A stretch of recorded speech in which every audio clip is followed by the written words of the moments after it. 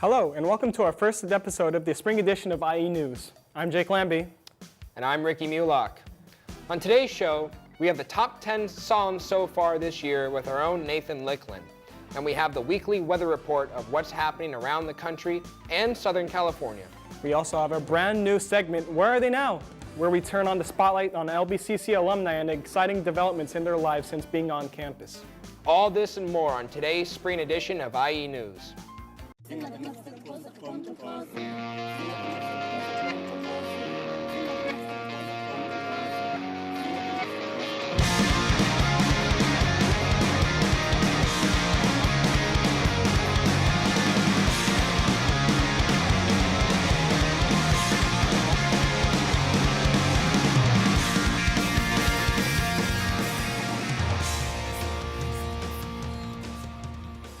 Welcome back. There's been unforgiving winter weather across most parts of the United States. Let's see what our very own Chris Thayer has to say about this and why, and what we can expect in our local forecast.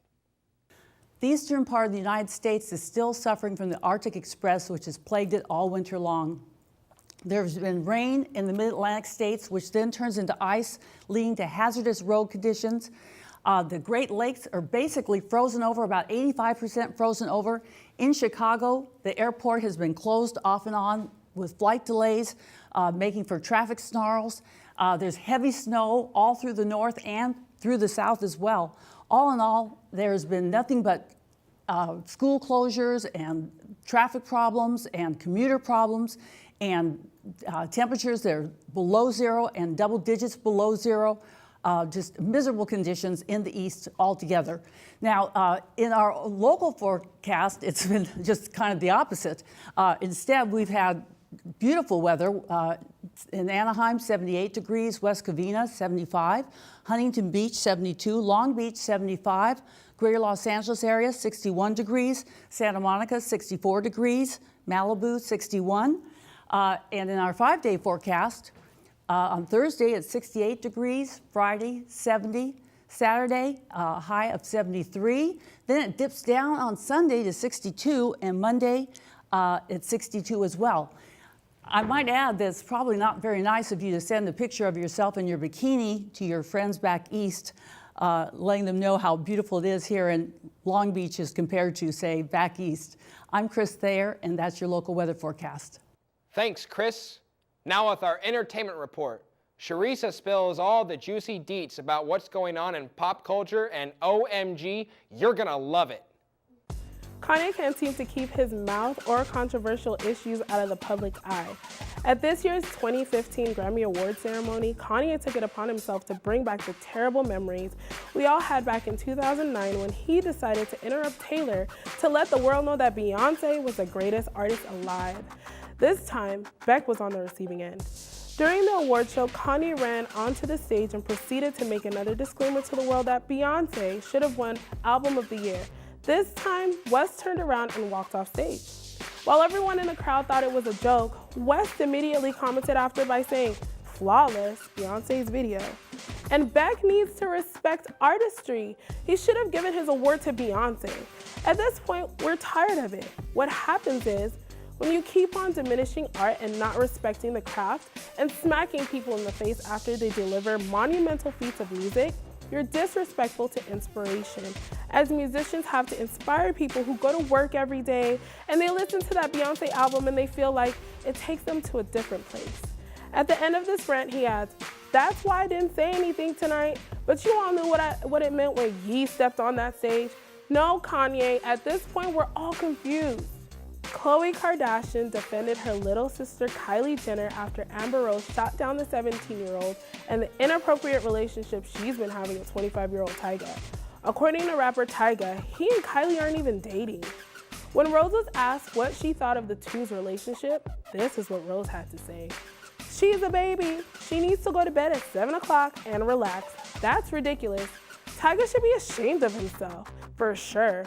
He has a beautiful woman and a baby and left that for a 16-year-old who just turned 17? Rose's comment wasn't taken lightly by Khloe, who took to Twitter to defend her sister against Rose's comments by stating, "I was a stripper since I was 15 years old, Amber Rose told Fox.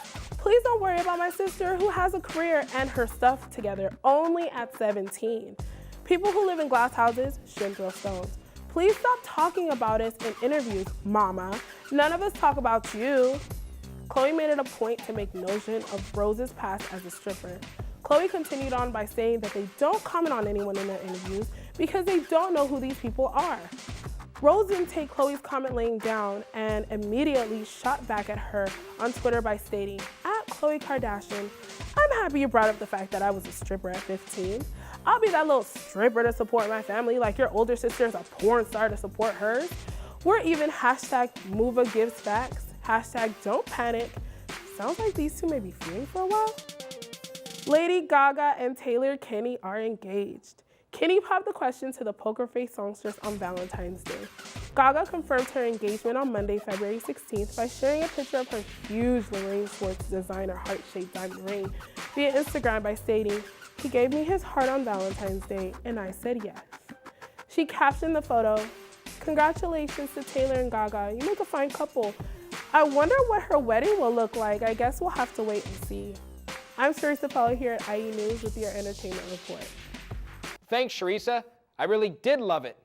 Don't turn that dial. We'll be right back with more IE News. Get a certificate in radio television. You could be an editor, you could be a camera person, you could be a producer, you could be a director. The sky is the limit. Not only can you get a job, but you get a career in radio television. Get a job in the entertainment industry. That's what we do here at Long Beach City College. I just don't know what to pick for my major. I wish I were awesome. I wish I knew what to... Wait a minute. Music, filmmaking, radio, television. Anything in the mass media, you can do here. You can pursue your dreams at Long Beach City College. At the college's Visual Arts and Media Department. I mean, why not? We're pretty close to Hollywood anyway. Just make the decision easier. Roll today. Welcome back. Now to see what's dominating the Billboard charts, KLBC's Nathan Licklin presents this week's Music Top 10. Can you believe it? It's 2015 already, and it's going by fast. I'm DJ Rose with KLBC, and these are your top 10 pop hits of 2015 so far. Number 10, Jealous by Nick Jonas. Number 9, with the funky smash, Uptown Funk, with Mark Ronson featuring Bruno Mars. Number 8, Thinking Out Loud by Ed Sheeran. Number 7, Maroon 5 gives us some of that sweet sugar. Number 6, Centuries by Fall Out Boy. And number 5, in an almost unpredicted combination, 4 5 Seconds by Rihanna featuring Kanye West and Paul McCartney. Number 4, Love Me Like You Do by Ellie Goulding. Number 3, Lips Are Moving by Meghan Trainor. Number 2, Take Me to Church by Hozier. And number 1, Blank Space by Taylor Swift. Wow, with a list like that, I can't wait to see what 2015 has in store for the rest of us music lovers. Don't forget to tune in on klbc.org Mondays and Fridays 4 to 5 p.m. for my show, Roses in the Mix. Also, our sister station, KC2Y-FM, that you can find on kc2yfm.org 107.7 FM. Stay hot, stay pop. Later, guys. Thanks, Nathan. Now Afrida Lewis gives us an in-depth look on just how safe your personal information is online. Now for the latest in business news. Have you ever worried about placing your private information online when you're placing an order or paying a bill? Well, you're not alone. Companies are also worried, and for a good reason. Over the weekend, 11 banks were robbed with one surprising twist. These robberies were done over the internet. Google has been keeping a watchful eye and has decided to employ hackers that are able to keep track of Google, making sure that there are no back doors left open. Let's take a look at what Google is up to.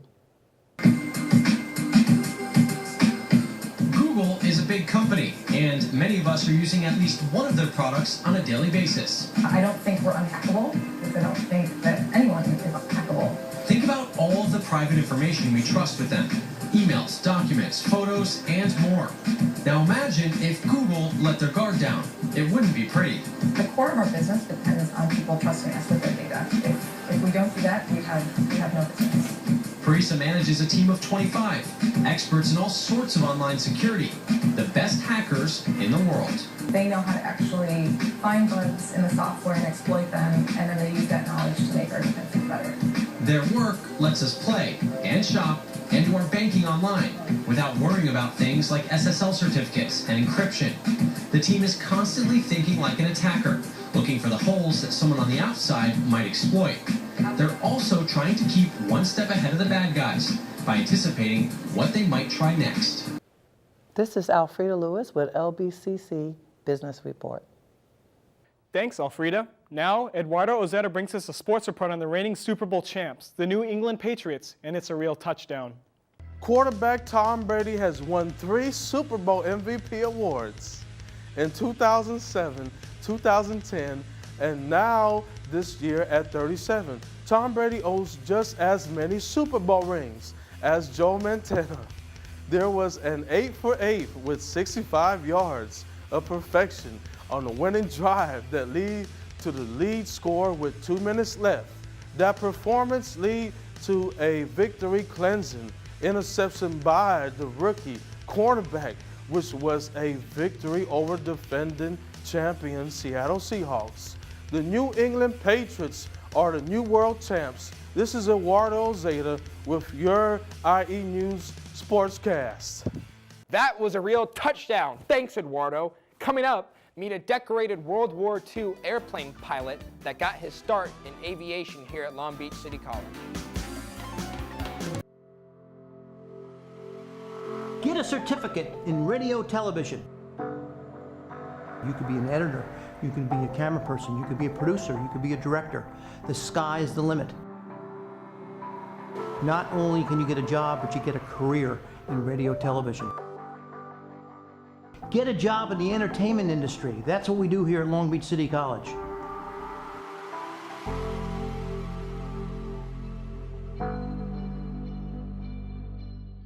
Many Long Beach City College students go on to accomplish great things. We'd like to introduce you to one of them in the first of our Where Are They Now? Alumni series with Natasha Smith. Hello, I'm here with Mr. Charlie Pierce. He's one of Long Beach City College's most notable alumni and Hall of Famer. Thank you, Mr. Pierce, for allowing us to come in here in your home and talk with you in this beautiful den of memorabilia. Thank you. You've had so many accomplishments, and we want to introduce you to our Long Beach City College peers. Okay, so tell us, what dates did you attend Long Beach City College? Well, that would have been 1939 and 40. Okay, what was your major? Girls. Really? No, they had an aviation program there that I joined as AACP. So I learned how to fly. Yes. While I was there at City College, while we were flying at Long Beach Municipal Airport. Yes. Scott Flying Service. I was flying. He was my instructor. Mm-hmm. We know most little boys love airplanes. Did you always want to be in aviation? What interested you about aviation? No, I really didn't. I never made a model airplane at all. I didn't really appreciate flying until I got into it and did it, and it was a 3rd or 4th flight, and I thought, well, this is it. I want to be an airline pilot. Mm-hmm. And I think it would be contrary to believe that when you first got into the cockpit, you were courageous and brave and strong. Is that the case? No, I was petrified. Okay. I've flown a lot of people. I never saw any passenger that was anywhere near as afraid of flying that I was. Mm-hmm. Took for a while, and I never lost title of it. I was fear of flying. I always had some, a little bit. Yes, you did have the opportunity to fly in the military, World War II to be exact. Yeah, I was flying before World War II and all during World War II and after World War II till 1970. Yes, what a very long-range career. And we know there are progressive steps to everything, but how is it that you, from a small town of Long Beach, California, came to be the personal pilot for the King of Saudi Arabia? I just grew up in the command and ended up there. Roosevelt gave Ibn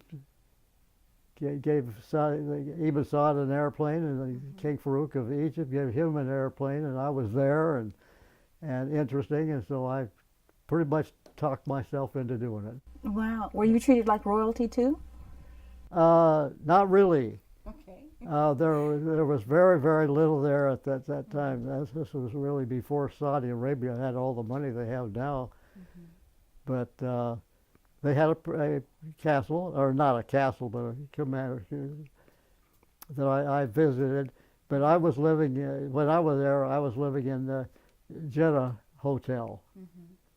And I know in this day and age of the World Wide Web, if we want to see how other cultures live, we can touch the monitor screen or we can click the mouse now. But at that time, was that a culture shock to you? Oh yeah, it was. No question at all. Well, the room that I had in Jeddah Hotel didn't have any electricity or water. So yeah, the culture was not. All I did was fly an airplane. So you flew warplanes that carried the atom bomb you mentioned. Well, I was familiar with it, and I went to school. I'd say I was familiar with it, but I didn't drop it. That's good to know. That really is. Now, were you afraid carrying such a nuclear armament underneath you? I was. Careful. Tell us about your early years here at when you attended Long Beach City College. You met someone very special at Long Beach City College.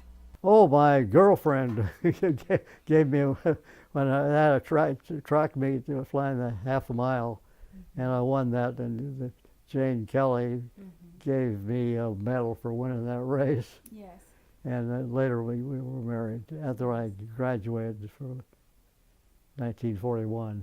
Yes, she became your wife. Yes. Of how many years? 40 years, 40-some years. How wonderful. Did you ever take her flying? Yes, I did. I flew her in a B-24 airplane and also a B-17 when I was living in Fort Myers, Florida. I flew her. What did she think of that? She didn't want to be a pilot. Right. Now, you two had 2 children. Yes. A girl and a boy. The boy was Bob, and he was killed in his few days before his 18th birthday. And my daughter is a travel writer, and they live in the Bahamas right now. They have a scuba diving business in the Bahamas. How did your parents feel about your career choice? All of a sudden you want to be a pilot. What did they think? Well, my dad was never much in favor of it, but my mother was. She was fine. I flew her.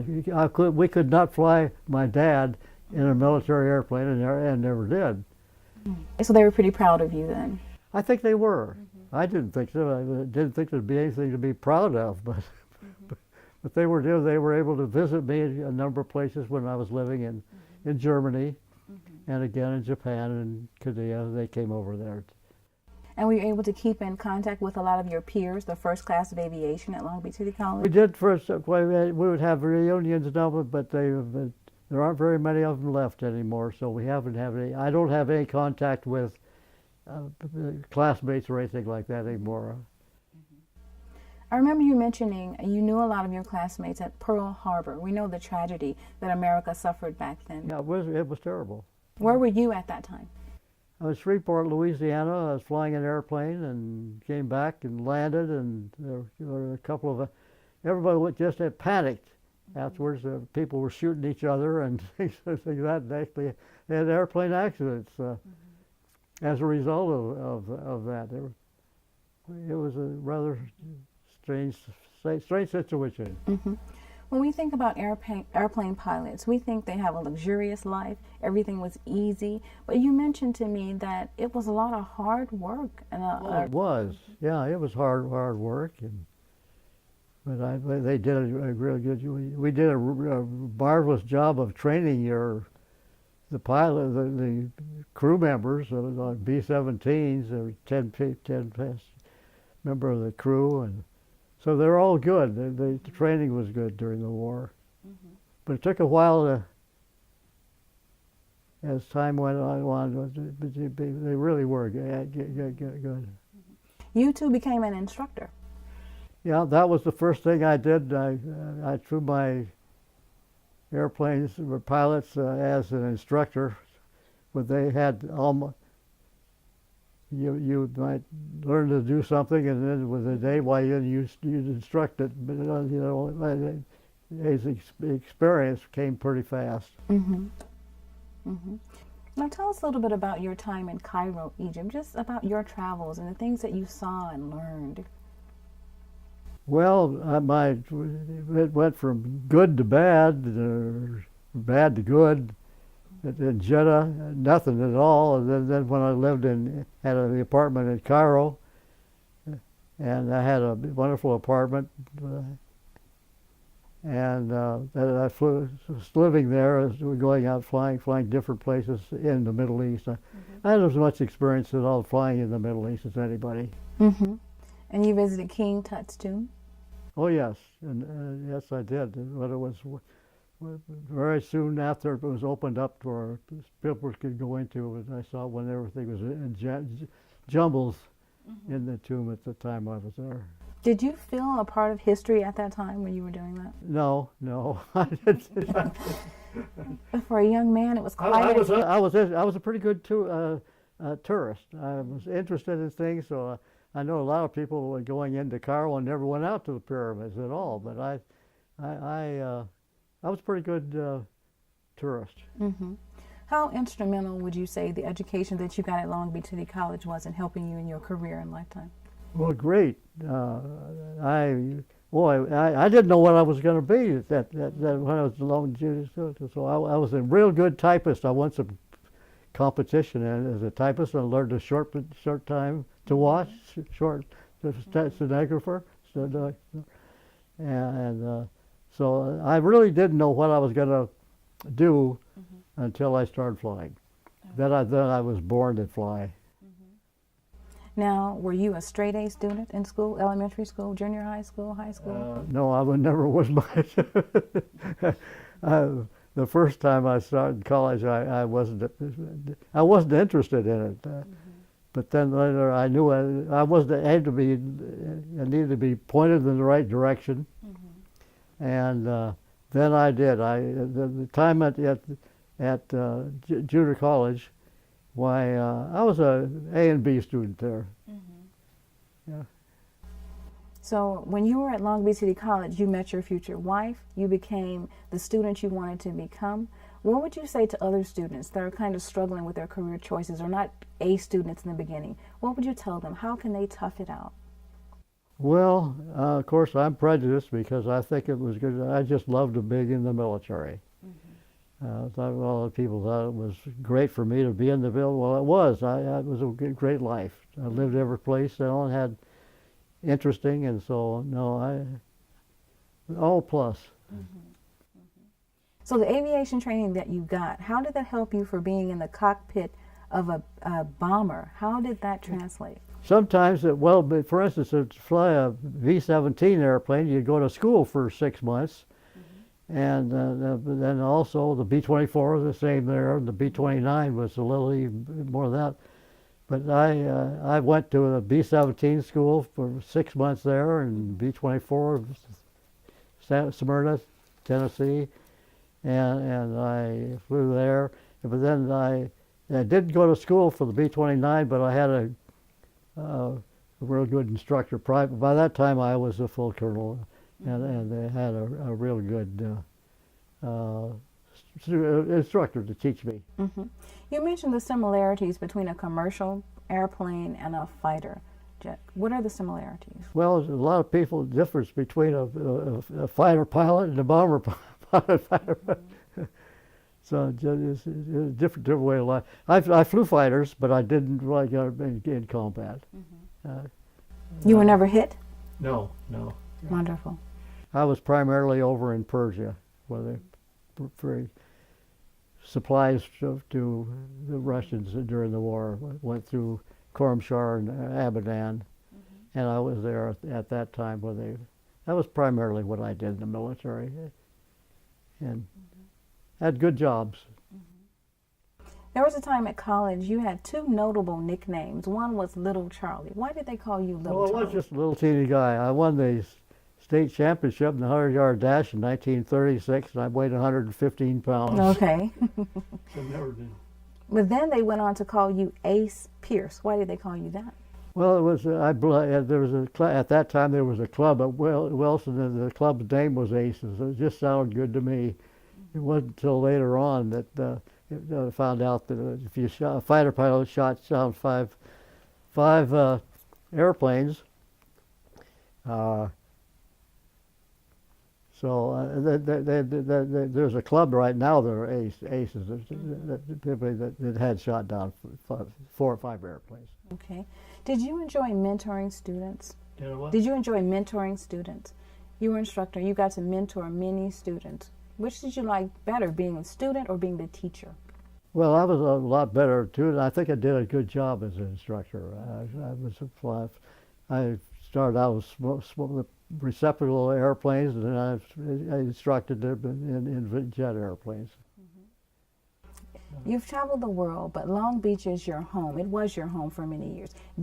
Tell me about the earthquake of 1933 that you mentioned. That was terrible. Yeah, I remember that was my 13th birthday, March 10th, 1933. And it was a lot worse than was publicized afterwards. If that had happened when the students were in Jefferson Junior High School, was after the war was flat. There would have been 1,000 people killed in that right there, but so it was bad. Where did you live right after that? I lived after the earthquake? Well, right after the earthquake, for at least a week, 2 weeks to maybe a month, while we lived in a tent out there. The house was not damaged, but it was off the foundation, and we were afraid of the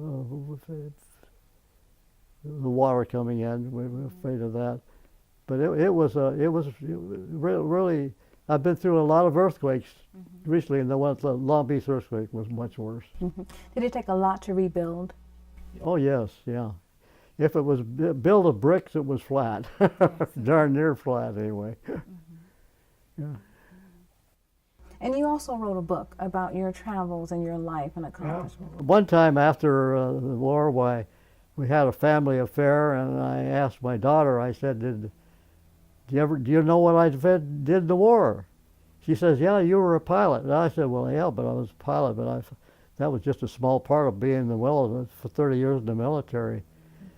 So I said, "Well, what I'm going to do, I'm going to write a book, so she'll know what I did in World War II." Yes. And what's the name of your book? My book. My book. Yeah. Okay. So, what would you say you're most proud of in your accomplishments? When you look back, I know there are many things, but what stands out to you most in all of your memories? Well, looking back on it, I think that I was always a good pilot. Yeah, that's pretty hard to answer that question. That's understandable. Well, what do you think your family takes away? When they look at you and they read your book, I know they're very proud of you. Well, I don't know whether we're not, but they should. Well, we're definitely glad to meet you, and we're so proud of your accomplishments that you came from Long Beach City College and went on to do such wonderful things. Well, I think it was wonderful having City College there. Those days were great. They really were. Mr. Pierce, we have enjoyed so much sitting and talking with you, your accomplishments, and we really want to show our students your wonderful den of memorabilia and also your book. And we would like you to know that at Long Beach City College and the Alumni Department, if you would like to see the beautiful plaque that his father donated, it's on display so that you can see it. So I'm Natasha Smith here with IE News. Thank you. Thank you, Natasha, for that wonderful interview. We love hearing about LBCC alumni and their accomplishments, and look forward to meeting more alumni in the Where Are They Now series. That's all we have time for this week. Be sure to contact the Radio and Television Department at Long Beach City College. If you want to become part of our team, contact us here at 562-938-4892. I'm Jake Lambie. And I'm Ricky Mulock. Thanks for watching, and we'll see you next time.